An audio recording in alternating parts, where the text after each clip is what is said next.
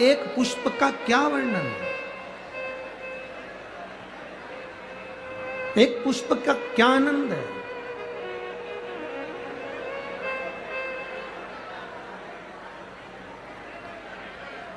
एक पुष्प का क्या रस तत्व है, विष्णु महापुराण की कथा वर्णन करती है।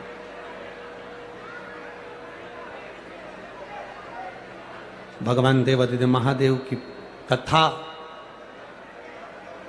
तारकासुर को नहीं मालूम कि शिवरात्रि है श्राद्ध पक्ष की। उसके स्मरण में नहीं आ पाया कि ये श्राद्ध पक्ष की शिवरात्रि है।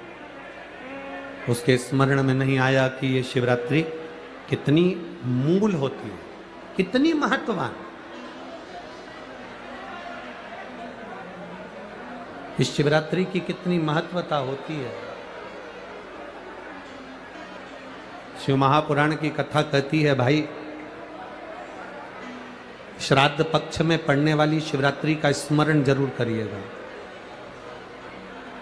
किसी नारी को अगर 32 साल भी शादी को हो गए हो और संतान नहीं हो रही हो, 30-35 साल हो गए, 32 साल हो गए, 28 साल हो गए, 15 साल हो गए, 20 साल हो गए और संतान का सुख नहीं हो,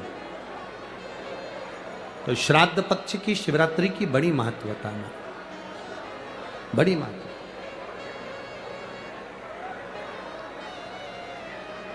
तो शिवरात्रि का बड़ा महत्व है।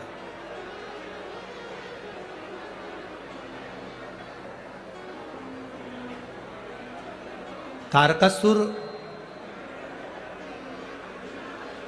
जान नहीं पाए कि आज श्राद्ध पक्ष की शिवरात्रि है। केवल एक श्वेत पुष्प, केवल एक सफेद फूल तारकासुर ने लेकर आए और बाबा देवादिदेव महादेव का जो स्वरूप था, भगवान शंकर का जो स्वरूप था, उस स्वरूप पर देवादिदेव महादेव ने शिव जी के चरणों में एक पुष्प समर्पित कर दिया। एक सफेद पुष्प, एक श्वेत पुष्प देवादिदेव महादेव को समर्पित कर, भगवान शंकर को समर्पित किया।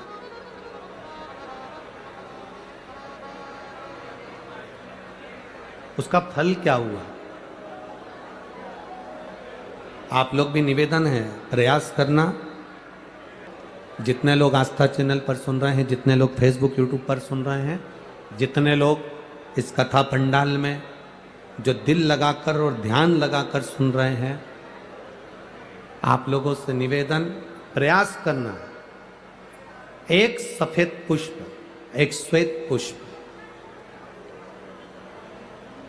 बाबा देवादिदेव महादेव को तो श्राद्ध पक्ष की शिवरात्रि के दिन बाबा देवादिदेव महादेव को एक सफेद पुष्प समर्पित कर देने पर अपने मन की कामना कर कर बाबा देवादिदेव महादेव 3 महीने वो कामना पूर्ण करता है। और जिसके यहां पर विद्वत जन ब्राह्मण जन ने कहा हो कि पितृदोष ज्यादा है या घर में शुभ कार्य नहीं हो रहा या तकलीफें ज्यादा हो रही हैं, कोई बड़ी बीमारी ने अगर घेर लिया है, कोई बड़ी तकलीफ सामने आ गई हो, तो उनको भी निवेदन करूंगा कि प्रयास करना कि एक सफेद पुष्प अपने हाथ से बाबा देवादिदेव महादेव को समर्पित करना। उसके बाद तुम्हें जो बड़ी बीमारी है उसकी जब शिवरात्रि पर आप समर्पित कर दो, 1 महीना पूर्ण हो जाए, अगले महीने की शिवरात्रि आए, महीने की शिवरात्रि आए, श्राद्ध पक्ष की शिवरात्रि जाएगी अक्टूबर की, फिर अगले महीने की जब शिवरात्रि आए तो उसके पहले आपकी जो बीमारी है उसकी एक बार जांच कराना। बाबा देवादिदेव महादेव उस बीमारी को समाप्त जरूर करें। श्वेत पुष्प,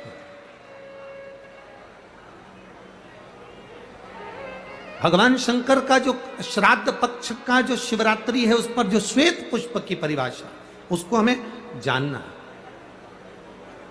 उस परिभाषा।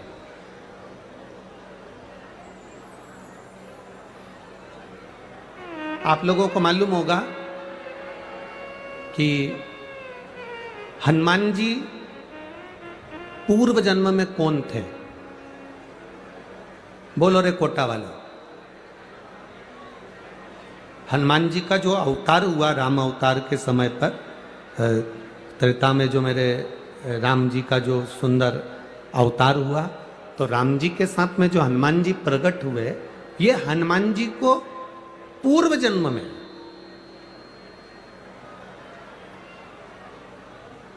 पूर्व समय में जो हनुमान जी को ये बानर का रूप मिला है राम अवतार के समय पर, हनुमान जी का जो स्वरूप प्राप्त हुआ, ये हनुमान जी पूर्व समय में किस रूप के अंतर्गत हनुमान जी को ये रूप दिया गया? ये किसका अवतार है? ये किसका स्वरूप है? ये किसका अंश अवतार है? कई लोग कह देते हैं ये शंकर भगवान के अंश स्वरूप हैं, शंकर सुवन केसरी नंदन। पर शिव महापुराण जिसने दिल से सुनी हो, जिसने पढ़ी हो, जिसने स्मरण किया हो, तो हनुमान जी का जो पूर्व का जो भाव है वो विश्वकपि अवतार, जो भगवान शंकर और भगवान विष्णु ने एक अवतार लिया था जिसका नाम था विश्वकपि अवतार। कौन सा अवतार है? विश्वकपि अवतार, जिसको लोग वृषकपि अवतार भी कहते हैं। कोई उसको विश्वकपि कहता है, कोई उसको वृषकपि अवतार कहता है। जब भगवान शिव जी ने और भगवान नारायण ने दोनों ने मिलकर इस सुंदर रूप को धारण करा था, कपि का मुख धारण करा था और एक असुर का संहार किया, जिसको वृषकपि भी कहा गया, जिसको विश्वकपि भी कहा गया। उस वृषकपि अवतार का रूप श्री हनुमंत लाल जी को त्रेता में प्रदान किया गया। श्री हनुमंत लाल जी, उसका चरित्र भी आगे आएगा कथा में, अपन उसको सुनेंगे कि श्राद्ध पक्ष में वृषकपि अवतार का महत्व क्या है, विश्वकपि अवतार की महत्वता क्या है। देव पितर शिव महापुराण में अगर 16 दिन श्राद्ध के होते हैं और 16 दिन श्राद्ध में से कोई भी एक दिन श्राद्ध का, जो तुम्हारी मर्जी पड़ जाए, जिस दिन तुम घर में फ्री हो, जिस दिन तुम्हारी मर्जी पड़ जाए, जिस दिन तुम्हारा मन कर जाए, उस दिन वृषकपि विश्वकपि नाम लेकर एक रोटी में थोड़ी सी शक्कर या गुड़, थोड़ा सा चावल, थोड़ा सा अगर चावल नहीं हो तो खीर बन जाए तो ज्यादा अच्छी है, रोटी के अंदर रखकर वृषकपि या विश्वकपि, भगवान शंकर का एक अवतार है नारायण के साथ में। भगवान शिव और भगवान शंकर का और नारायण का एक अवतार मिलकर हुआ था। भगवान शिव और नारायण का मिलन से 3 अवतार हुए थे, 3 अवतार हुए हैं। एक हरिहर अवतार भी भगवान शंकर और नारायण के मिलन से हुआ।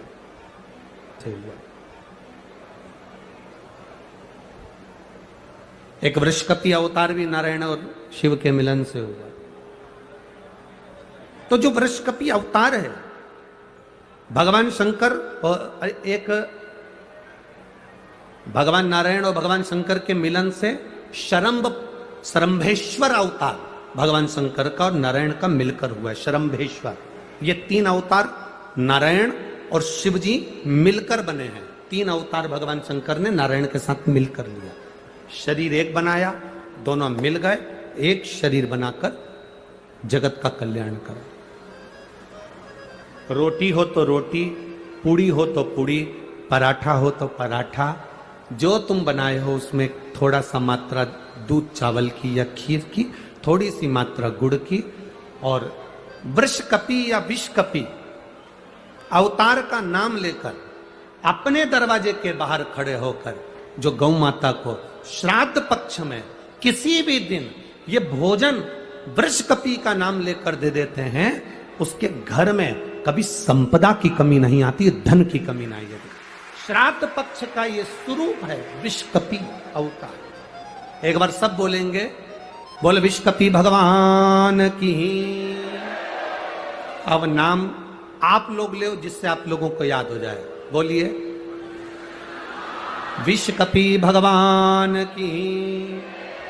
आप विष्कपी बोल सकते हो, वृषकपी भी बोल सकते हो, वृषकपी भी बोल सकते हो और विष्कपी भी बोल सकते हो, दोनों नाम में से कुछ भी। हाँ, अगर आप नेट पर सर्च करोगे या आजकल लोग क्या है, कथा सुनने के बाद नेट पर जल्दी सर्च करते हैं, तो गूगल आदि पर सर्च करोगे तो विष्कपी भी आ सकता है, वृषकपी भी आ सकता है। पुराण में अगर ढूंढोगे, शिव पुराण के अंतर्गत या स्कंद पुराण में या गर्ग संहिता में या कूर्म पुराण में, बरहा पुराण में अगर आप ढूंढेंगे तो उसमें वृषकपी और विष्कपी कोष्टक में बना हुआ है। पहले आएगा विष्कपी, फिर कोष्टक में आएगा वृषकपी। उस अवतार का स्मरण। फिर से नाम बोलो, क्या नाम बोलना है? विष्कपी। या तो विष्कपी बोल लें या वृषकपी।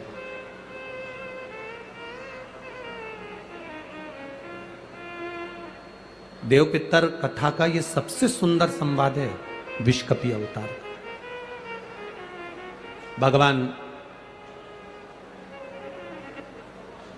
अब तारकासुर ने विचार करा कि मेरे पिता बजरंगासुर का गति कैसे हो, तो वो एक पुष्प, सफेद पुष्प को तोड़कर, उसको नहीं भान कि आज शिवरात्रि, उसको भान ही नहीं है, उसकी स्मरण में नहीं है कि आज शिवरात्रि।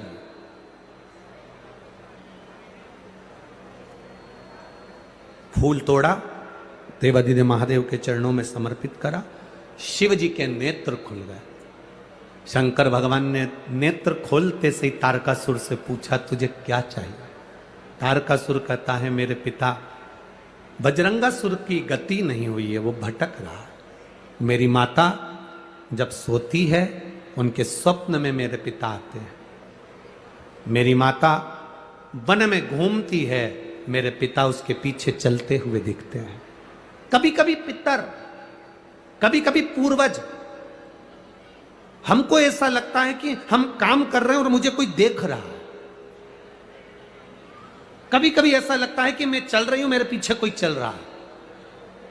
कभी कभी ऐसा भान होता है कि ऐसा लग रहा है कि कोई मुझे देख रहा है, कोई मेरे पीछे चल रहा है, कोई मेरे आगे चल रहा है। कभी कभी ऐसा भान होता है। तो उसके लिए यहां तारकासुर कह रहा है कि मेरी माता को मेरे पिता, मेरे पूर्वज नजर आते हैं, मेरे पिता की गति कैसे हो जाए। तब भगवान शंकर कहते हैं कि तारकासुर, एक तो तू असुर है, तू राक्षस है, और राक्षस होने के साथ साथ तू अपने पिता की गति की बात कर रहा है। ये तो मुझे हंसी आने वाली बात है।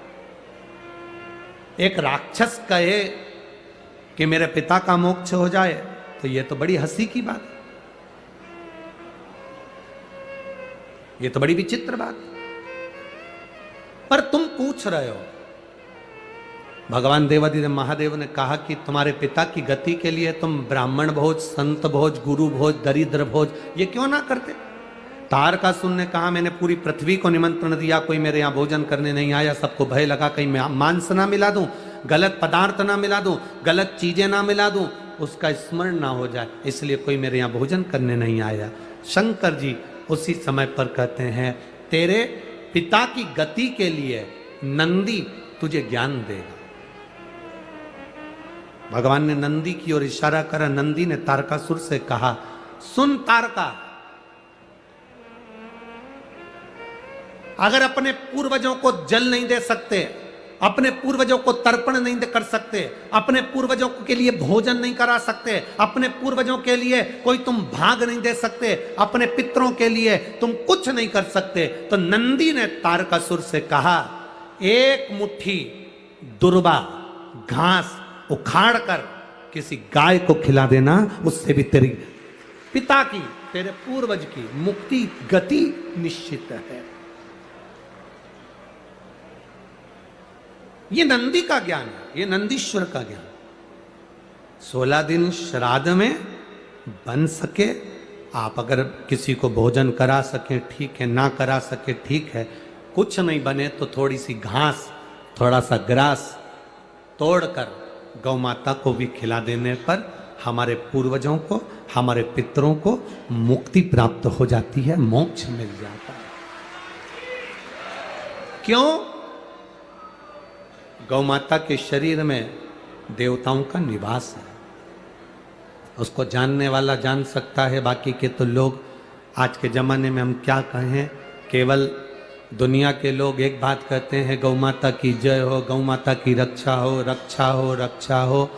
हर मंच पर, हर जगह पर राजनेता, सत्ताधारी सब चिल्ला चिल्ला कर कहते हैं हमने गाय के लिए यह करा, हमने गाय के लिए वो करा। अगर तुमने गाय के लिए कुछ करा होता तो रोडों पर गाय आज भी कचरा खाती हुई नहीं दिखती।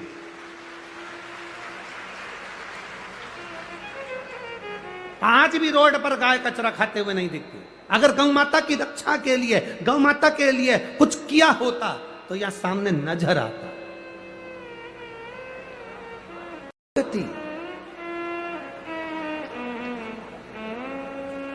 गौ माता को अगर एक मुट्ठी चारा भी, घास भी अगर खिला दी तो पूर्वजों का कल्याण है, पितरों का उद्धार है। ये नंदी ने तारकासुर को कहा। तारकासुर सुनकर आनंदित हो गए। आनंद, रसतत्व आ गया तारकासुर के भीतर।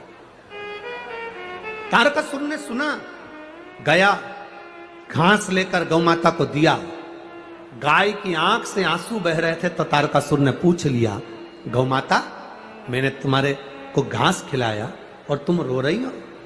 गौ माता मैंने तुमको घास खिलाया और तुम रो रही हो? गौ माता कहती है, तारकासुर तू असुर है, मुझे कष्ट देता है हर पल, और आज तू घास खिलाने आया है तेरे पूर्वजों के उद्धार के लिए। ये तारकासुर की कथा नहीं है, आप और हमारी सबकी कथा है। 16 श्राद्ध आई, दादाजी की तिथि आई तो कंगा मंगा करके, डेंटिंग पेंटिंग करके